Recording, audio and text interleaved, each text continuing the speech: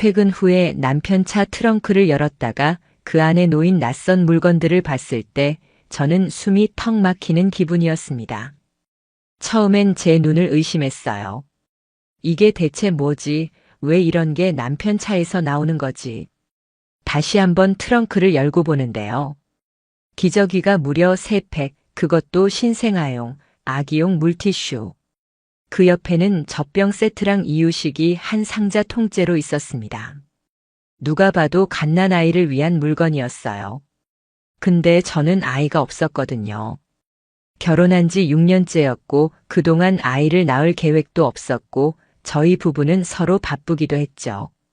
저는 아직 아이를 낳고 기를 여유가 없다고 생각했으니까요. 그런데 그런 물건들이 남편 차 트렁크에 떡하니 실려 있는 걸 봤을 때 뭔가 심장이 철렁 내려앉는 기분이었습니다. 처음엔 제 착각이겠지 했습니다. 혹시 직장 동료 중에 아기가 있는 사람이 있어서 대신 가져다 주려고 했나? 아니면 조카라도? 별별 생각이 다 들었어요. 하지만 아무리 생각해봐도 그렇게 설명이 되지 않았어요. 저희 조카들은 다 초등학생 이상이고 남편 회사에는 제가 아는 한 아기 있는 동료는 없었습니다. 더 이상 머릿속으로 아무리 억지 논리를 가져다 붙여도 그걸 설명할 수가 없었어요. 그래서 그날 밤 저는 남편이 씻고 나온 후에 아주 조심스럽게 물어봤어요. 여보, 오늘 차 트렁크 열었는데 그거 뭐야? 아기 물건들. 남편은 그 말을 듣는 순간 표정이 확 바뀌더라고요. 말 그대로 얼굴에서 피가 쭉 빠지는 것 같았어요. 그리고 바로 웃으면서 얼버무렸어요. 아, 그거? 아는 선배가 부탁해서 잠깐 맡아달라고 해서 실어놨던 거야. 저는 그 말을 들으면서도 마음 한편이 턱 막혔습니다. 그 선배가 누군데? 아기 있는 선배가 있던가? 잠깐 맡아주는 거면 왜 집에 와서도 트렁크에 그대로 두고 있었던 걸까? 이미 그날로 모든 감정의 균열이 시작된 거였어요. 그 이후로 저는 정말 하루하루가 고통이었습니다. 머릿속에서 온갖 생각이 떠나질 않았어요. 혹시 남편이 외도 중이고 그 여자가 아이를 낳은 건 아닐까? 그럼 저 몰래 가정이 하나 더 있는 건가? 말도 안 되는 상상이지만. 아니, 지금 생각하면 그건 상상이 아니었고 점점 진실로 다가가고 있었던 거예요. 그 다음 날부터 저는 남편의 모든 행동을 기록하기 시작했습니다. 출근 시간, 퇴근 시간, 통화 패턴, 누구와 문자를 주고받는지. 휴대폰 화면을 훔쳐보는 게 제 일상이 되었어요. 남편이 잠들면 저는 조용히 핸드폰을 뒤져보기도 했고, 물론 대부분 잠금이 걸려 있어서 볼 수 없었지만 단 하나, 메일함은 잠금이 없었습니다. 그리고 저는 거기서 실마리를 찾았어요. 한 메일 계정으로 날아온 수많은 알림 메일. 대부분은 쇼핑몰 결제 내역. 그 중에 눈에 띄는 게 있었습니다. 지난주에 결제된 아기띠 하나. 그것도 여자용, 핑크색, 그리고 유모차, 심지어 출산 준비물 패키지 세트까지. 날짜를 보니까 지난 몇 달 동안 꾸준히 뭔가를 사왔더라고요. 남편은 그렇게 아기용품을 하나둘 사서 숨기고 있었던 거예요. 저한테는 단 한마디도 말하지 않고요. 그날 밤 저는 차마 말을 꺼낼 수가 없었습니다. 남편이 씻고 나왔을 때 그냥 웃으며 물었어요. 요즘 회사 일은 어때? 남편은 평소처럼 대답했습니다. 뭐 그냥 그렇지 뭐. 별일 없어. 하지만 저는 그 말이 이제 너무 가식적으로 들렸어요. 제 속은 끓어오르고 있었고, 심장은 두근거렸고 머릿속은 새하얘졌어요. 그리고 그 다음 날, 저는 회사를 조퇴하고 남편 회사 근처로 향했습니다. 점심시간 즈음 남편이 회사 건물에서 나오는 걸 멀리서 지켜봤어요. 혼자 나오는 줄 알았는데 아니었어요. 어떤 여자가 따라 나오더라고요. 그리고는 아주 자연스럽게 남편 팔짱을 끼고 길을 걸었습니다. 저는 순간 어지러워서 그 자리에 주저앉을 뻔했어요. 그 여자는 키가 작고 긴 생머리였고 배가 조금 나온 상태였어요. 처음엔 옷 때문에 부해 보이는 건가 했는데 가까이에서 보니까 아니었어요. 분명히 임신 중이었고 아주 편안한 얼굴로 남편과 대화를 나누고 있었어요. 그날 저는 아무 일도 하지 못했습니다. 정신이 멍했고 아무 생각도 나지 않았어요. 집에 와서도 멍하니 앉아만 있었어요. 그리고 밤에 남편이 퇴근했을 때 저는 아무 말도 하지 않았습니다. 그냥 조용히 웃으며 밥을 차렸어요.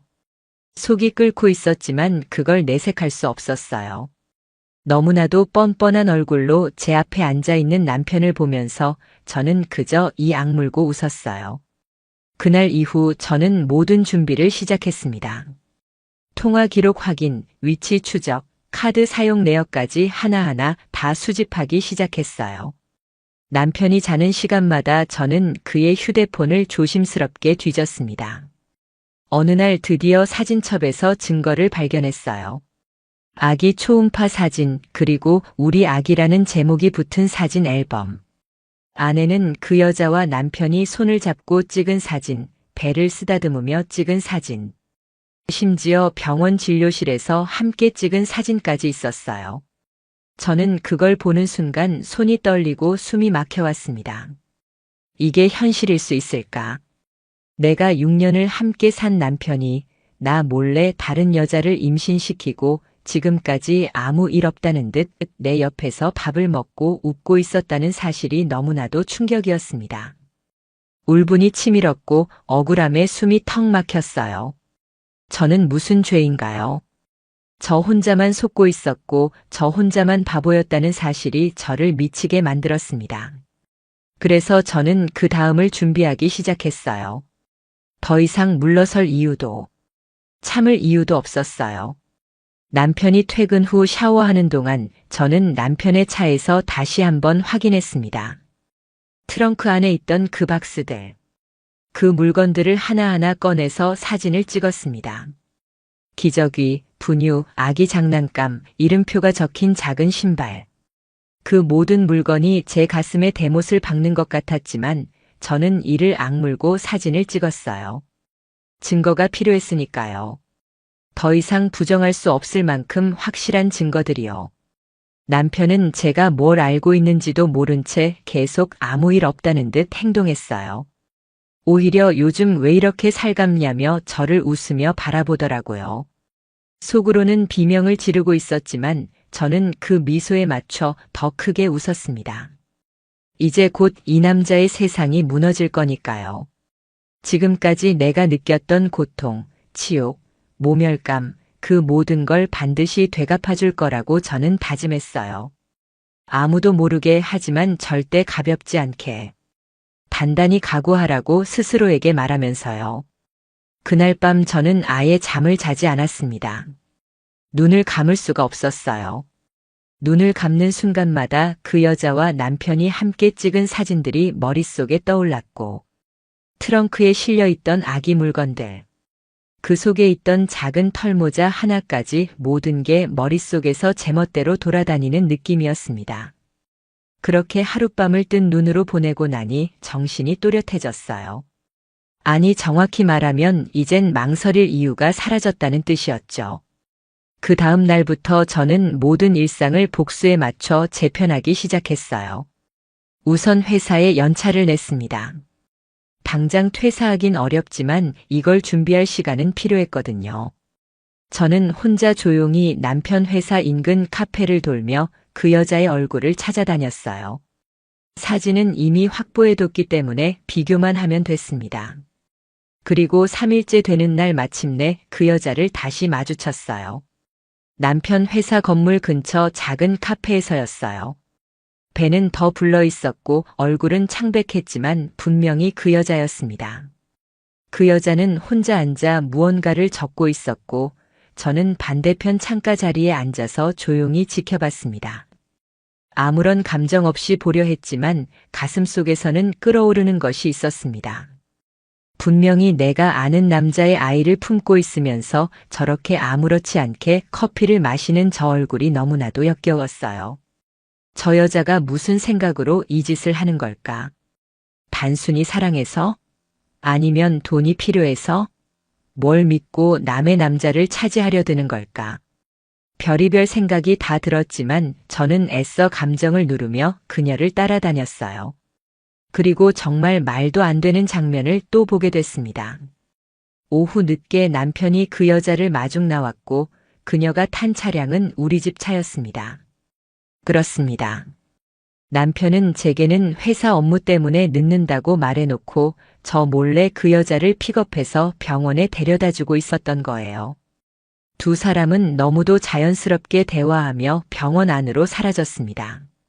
그리고 1시간 뒤 병원에서 나와 같은 차에 다시 타더군요. 그 순간 저는 핸드폰을 꺼내 사진을 찍었습니다. 차량 번호, 남편 얼굴, 여자 얼굴, 병원 입구 간판까지 전부 담아서 찍었습니다. 증거 확보였습니다. 그날 밤 저는 다시 아무렇지 않은 척 남편을 맞이했습니다. 그는 피곤하다며 씻고 침대로 누웠고 저는 조용히 옆에서 그 얼굴을 지켜봤어요. 이 사람이 정말 나랑 같은 시간들을 보낸 사람이 맞을까? 나랑 결혼하고 같이 살고 같이 밥을 먹던 사람이 맞을까? 그런데도 이렇게 쉽게 다른 여자와 함께 아이를 갖고 아무렇지 않은 얼굴로 나와 같은 침대에서 잠을 자는 게 가능한 사람인가? 이런 인간이었던 걸까? 그 생각에 치가 떨렸어요. 그 다음 주 주말 저는 일부러 남편에게 친구들과 여행을 가겠다고 말했습니다. 그리고 하루짜리 가방을 들고 나간 뒤 근처 호텔에 묵었어요. 목적은 하나였습니다. 집안을 조사하기 위해서요. 남편이 외출한 사이 저는 몰래 집에 다시 들어갔습니다. 그리고 제일 먼저 간 곳은 옷방이었습니다. 남편의 옷 중 하나가 이상하게 크고 낡아 보였거든요. 꺼내서 확인해 보니 주머니 안에서 초음파 사진이 한 장 더 나왔습니다. 그 뒤에 적힌 날짜는 일주일 전. 여전히 그 여자와 병원에 다니고 있다는 뜻이었습니다. 주방 서랍 안쪽에 있는 영수증 뭉치들 중에서도 병원 진료비 카드 명세서를 발견했습니다. 남편은 제 카드로 병원비를 결제하고 있었습니다. 제 명의로 된 신용카드를 사용해서요. 말 그대로 제가 남편 외도의 후원자였던 겁니다. 누군가에게 아이까지 안겨준 남편이 그 여자의 검진비와 태교용품을 제 돈으로 사주고 있었다는 사실은 정말 상상을 초월할 정도의 배신감이었습니다. 숨이 막히고 머리가 핑 돌고 세상이 흔들리는 기분이었습니다. 그런 인간한테 내 청춘을 줬다는 사실이 견딜 수 없을 만큼 분했습니다. 저는 증거를 전부 정리해서 USB에 담았습니다. 그리고 법률 상담을 받기 시작했습니다. 처음 상담실에 들어가서 변호사에게 상황을 설명하는 동안 제 손은 계속 떨렸고 목소리는 자꾸 갈라졌습니다. 창피하고 치욕스러웠지만 이제는 숨길 필요가 없었어요. 모든 걸 꺼내놓고 정리를 시작해야 했거든요. 변호사는 말했습니다. 이 정도 증거면 법적으로 충분합니다.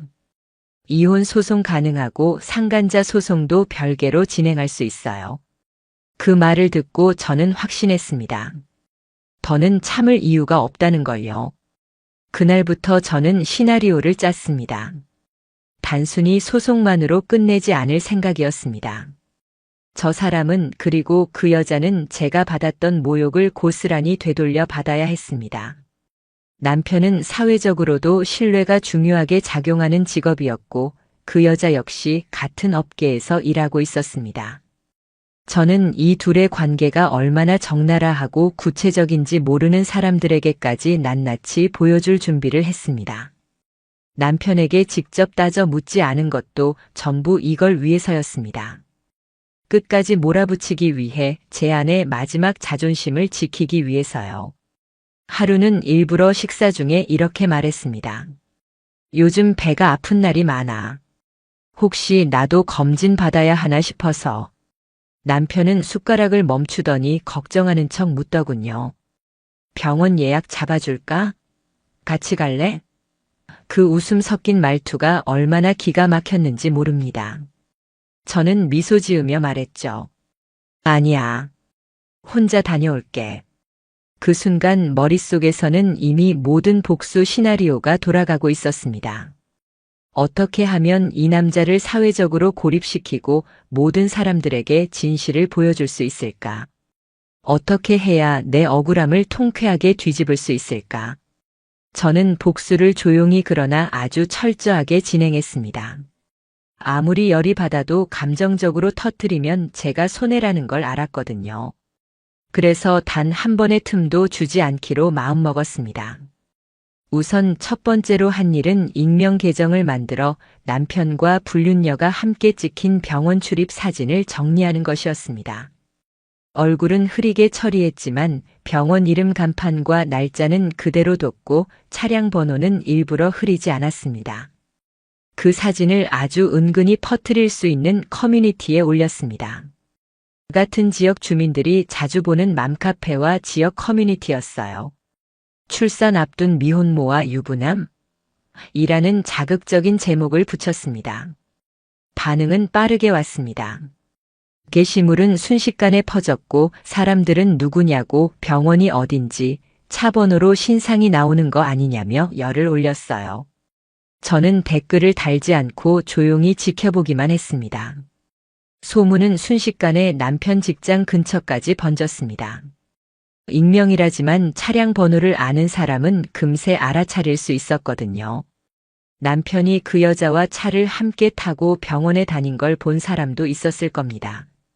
조용히 퍼진 그 불길은 이미 꺼지지 않을 상태였습니다. 남편은 그 사실을 전혀 모르고 있었습니다. 평소보다 약간 예민해진 정도였고 휴대폰으로 뭔가를 자주 확인하긴 했지만 아직 제 얼굴을 보며 의심하진 않았어요.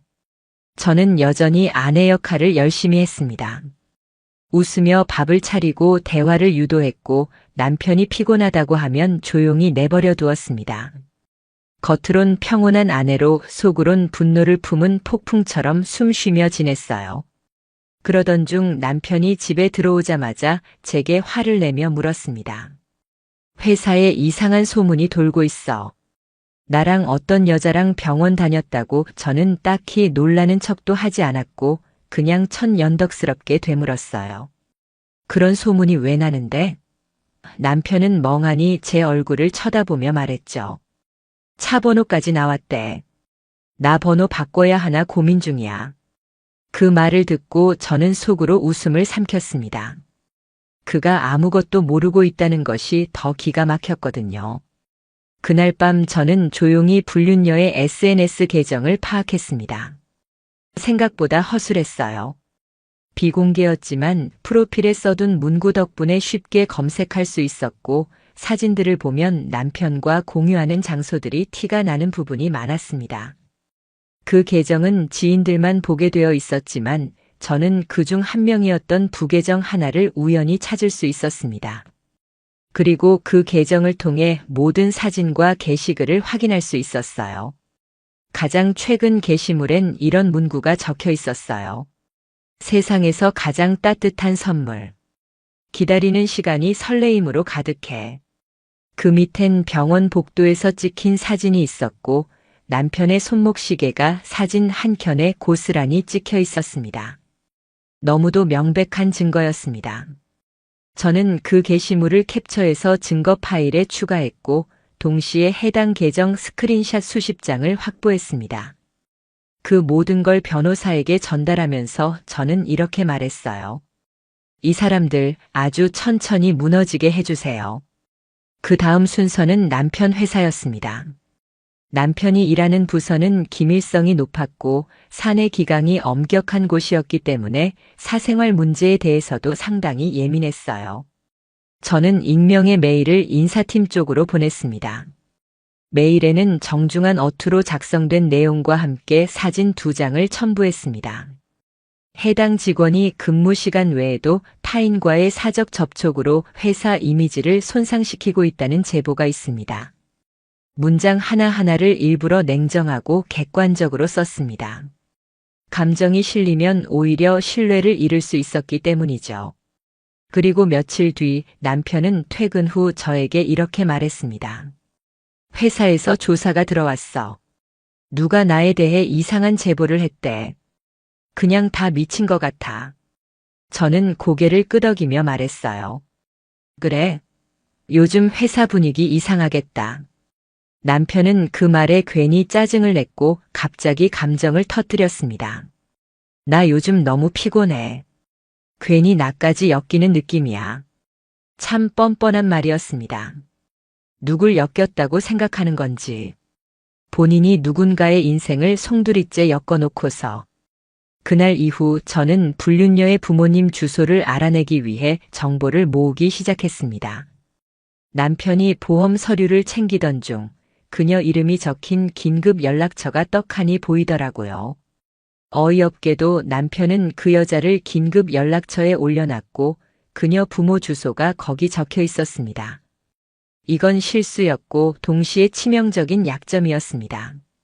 저는 그 주소로 내용 증명을 보냈습니다. 이름도 밝히지 않은 채. 귀 가정의 따님이 유부남과의 관계로 인해 사회적 논란이 예상되니 본인 행실에 대한 관리가 필요합니다. 추가적인 사실 전달을 원하시면 연락 바랍니다. 문장 하나하나를 정중하게 작성했지만 그 안에는 제 분노가 꽉 들어차 있었어요. 그 다음 날부터 불륜녀 SNS는 비공개로 전환되었고 그녀가 다니던 직장은 잠시 휴직으로 전환됐다는 이야기를 들었습니다. 처음엔 그 정도로 충분하다고 생각했지만 며칠 후 남편의 태도를 보고 마음이 바뀌었습니다. 그는 여전히 뻔뻔했고 오히려 제게 짜증을 냈습니다. 밥이 식었다느니 반찬이 왜 항상 비슷하냐느니 심지어는 제가 요즘 왜 꾸미질 않느냐고 말하기도 했습니다. 그 말에 저는 입을 다물 수밖에 없었어요. 어떻게 사람이 이럴 수 있을까? 아무리 뻔뻔해도 그렇지 최소한의 죄책감은 있어야 하는 거 아닌가요? 그 순간 저는 결심했습니다. 이제는 저 사람이 제발 땅바닥에 내팽개쳐졌다고 느낄 만큼 무너져야 한다고. 단순한 복수로는 부족하다고. 저는 아예 그의 세상을 송두리째 흔들기로 했습니다. 지금까지 쌓아온 신뢰, 커리어, 관계, 이미지, 모든 걸 하나씩 흔들고 뒤틀고 뒤엎기로 했어요. 그래서 다음 단계로 넘어가기 위한 마지막 준비를 시작했습니다. 법적 소송 서류, 증거 파일 일괄 정리, 불륜녀의 SNS 캡처, 남편의 병원 출입 기록, 차량 위치 로그, 문자 메시지 원본, 그가 저 몰래 보낸 돈 송금 내역까지. 저는 A4 용지 수십 장 분량의 정리 자료를 만들어냈습니다. 그걸 보는 순간 변호사는 단 한마디만 했습니다. 이 자료 법원에서 아주 좋아할 겁니다. 소송 서류가 접수되고 며칠이 지나자 남편의 얼굴에서 웃음이 완전히 사라졌습니다. 그가 처음으로 저를 마주하고 눈빛을 피했습니다.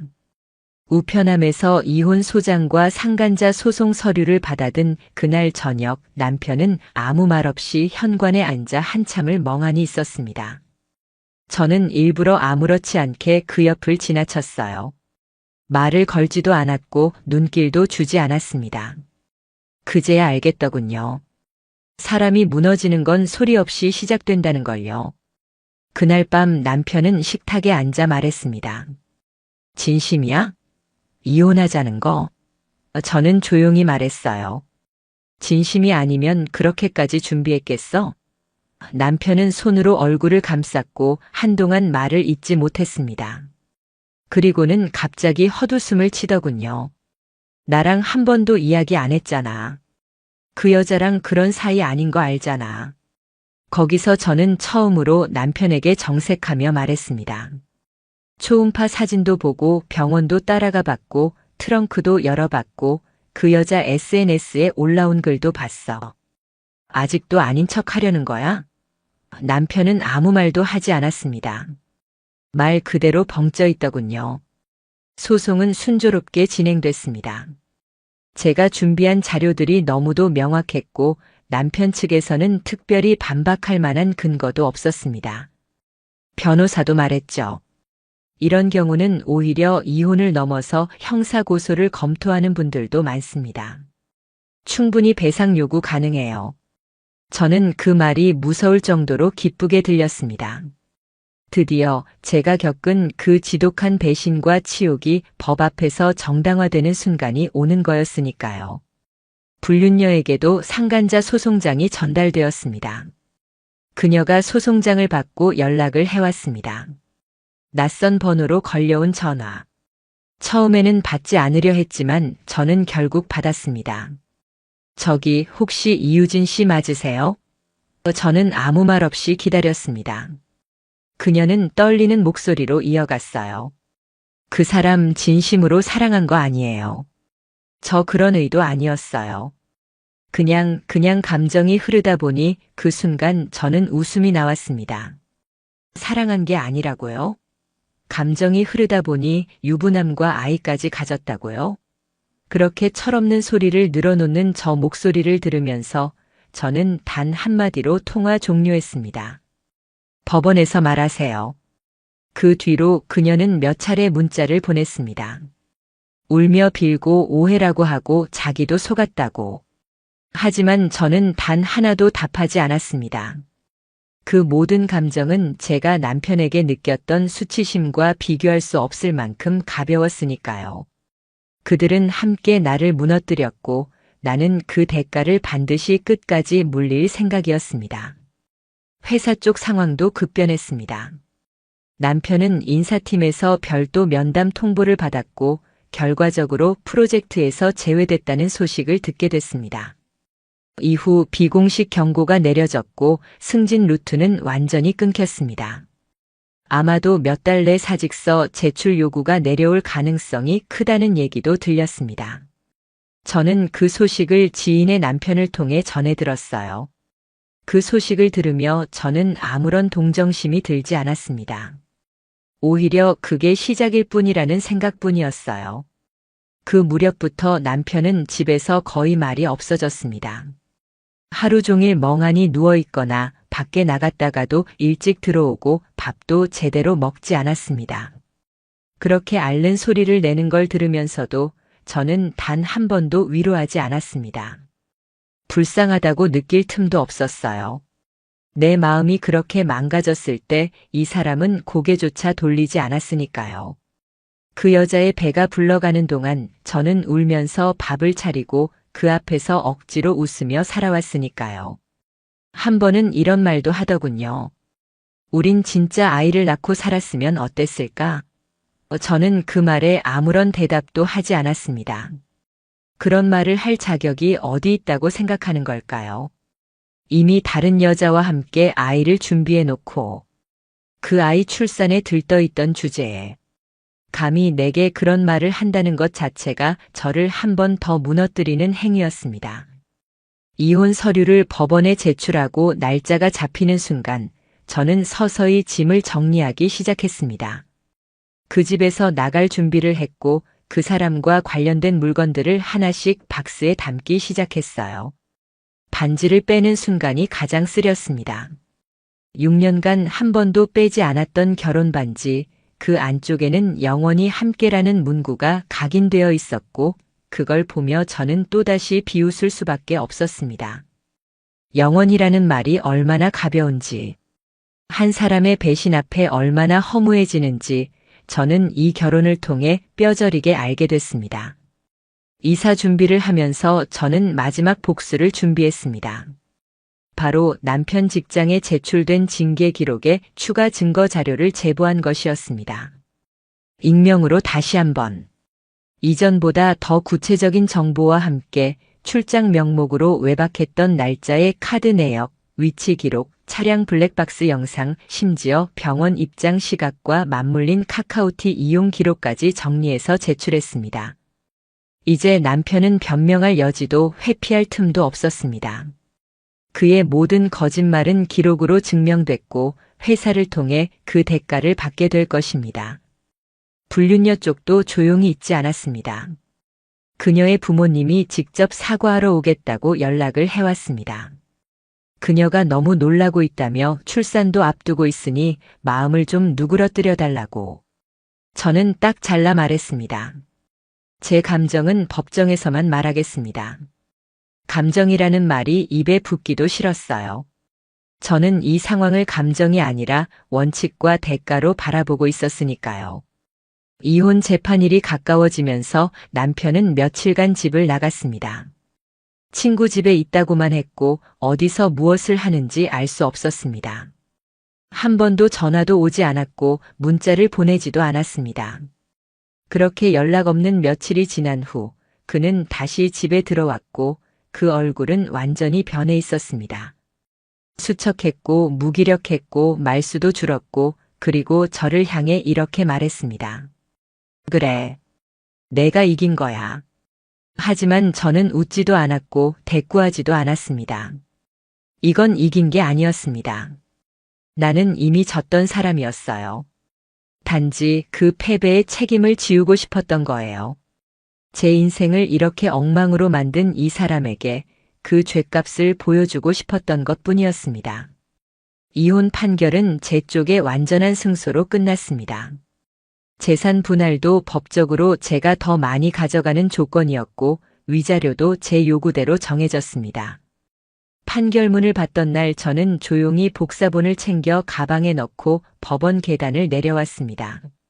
그 계단 하나하나를 밟으면서도 아직도 꿈을 꾸는 것 같았어요. 이 모든 일이 정말 내 삶에서 일어난 일이 맞는 건가? 어떻게 이렇게 비현실적인 일이 6년 동안 함께 살았던 남편과 벌어졌는지. 세상이 돌고 돌아 도대체 왜 나한테 이런 몫이 주어진 건지. 그렇게 스스로에게 계속 묻고 또 물었어요. 남편은 마지막 순간까지 사과하지 않았습니다.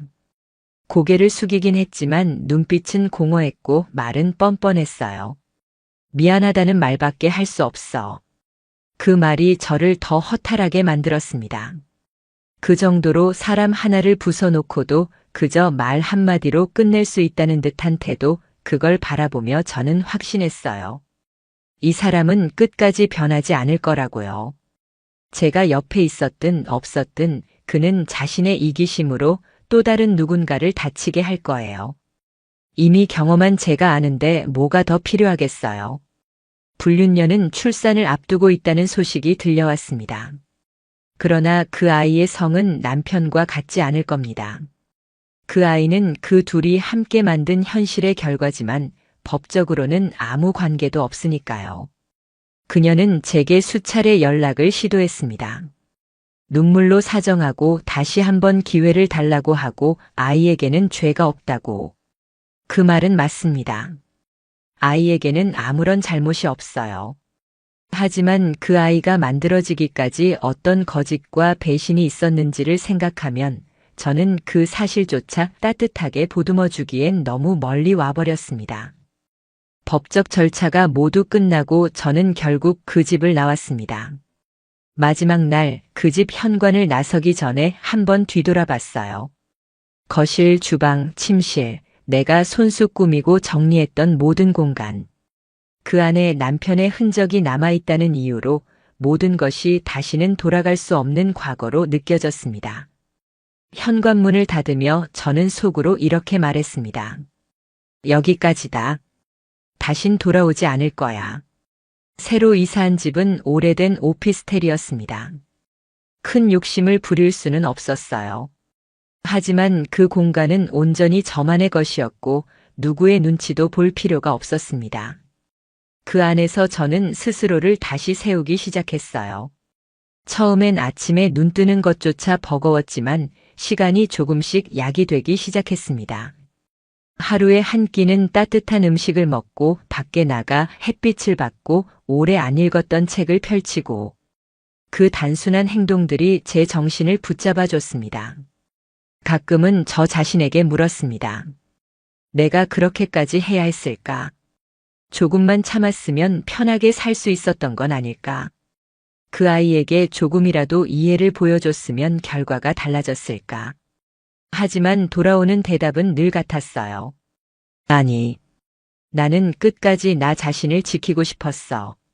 남들이 뭐라고 해도 나는 내가 받아야 할 존중을 포기하고 싶지 않았어. 그게 비록 외로운 길일지라도. 그 후로 몇 달이 흘렀습니다. 저는 직장을 옮겼고 새로운 사람들과 일하게 됐고 제 자신에 대해 조금씩 말하는 법을 배워갔어요. 아직은 누구를 믿는 게 조심스럽지만 적어도 이전보다 훨씬 강해진 저를 느끼고 있었어요. 더는 누군가에게 전부를 맡기지 않기로 다짐했고 제 삶의 주인은 저라는 걸 다시 한번 마음속에 새겼습니다. 이 모든 일을 겪고 나서 저는 깨달았습니다. 가장 큰 복수는 그들을 잊고 나를 되찾는 거라는 걸요. 그들이 나를 어떻게 봤든 그들이 어떤 삶을 선택했든 이제 내 삶엔 더 이상 그들이 존재하지 않습니다. 나는 나의 시간 위에, 나의 감정 위에, 그리고 나만의 가치 위에 다시 살아가기로 했습니다.